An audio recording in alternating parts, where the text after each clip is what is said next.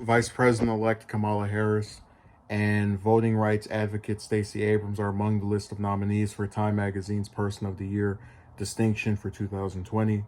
The distinction, which the magazine has been giving on an annual basis since the 1920s, is bestowed upon an individual or group the country thinks has had the greatest influence on the events of the year, for better or worse.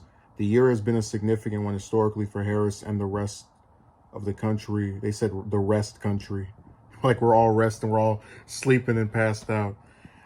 Which this month saw the first Black woman, first woman, and first Asian win election to office as vice president-elect.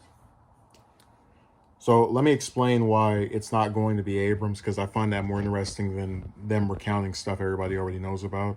But I should also mention other nominees for distinction include Whitmer and Kumo, who have both garnered national headlines throughout the year for their response to the coronavirus pandemic. The list also includes Anthony Fauci, the country's top infectious disease expert, who helped lead the government's federal response to the outbreak. So the reason that it's most likely going to be Harris is because Time Magazine they have a fixation on winners. What I mean by that is there was a poll they did in 2015 that Sanders won, and then he didn't end up being their person of the year. And a lot of us have basically ran with the position that that's due to them believing whoever gets to be their nominee has to have had the most obvious prevailing significance of the year, even though I would say that he did, but whatever. The point is, if Sanders, for example, had won the 2016 election, or the primary at least, he would have had a much higher chance of being the nominee in 2016.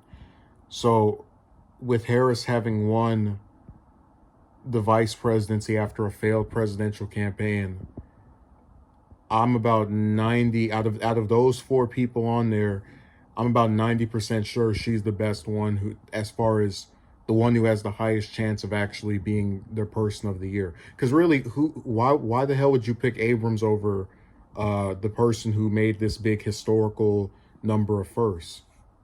All Abrams did, and people can get mad if they want to, oh well, was run for governor, admittedly get screwed out of it, make a couple of TV appearances, have her name talked about as a potential running mate for Biden, and then get credited with him winning Georgia.